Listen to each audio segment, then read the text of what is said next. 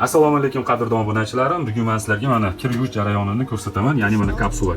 Ko'ryapsizlarmi? Kapsulaning ichiga solsalaringiz ham aylanib mana shu joyga tushib qoladi. Mana kapsula.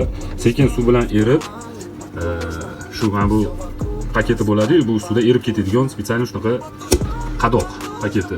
Xullas, nima demoqchiman? Kim kapsuladan foydalanmoqchi bo'lsa, albatta mana bu mashinani ham to'g'ri foydalanishni bilish kerak. Kapsulada ishlatayotganlar albatta 40 daraja, to есть gradusdan yuqorida bo'lish kerak. 60, 95 ham tavsiya etilmaydi. 95 chunki suv kipitok bo'lib ketadi. Xullas mana programma sintetika 60 gradus 800 оборот.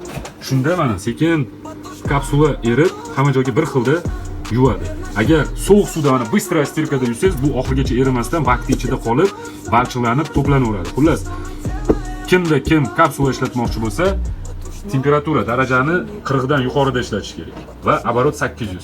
800 оборот bu motor uchun ham, mashina uchun ham foydali bo'ladi.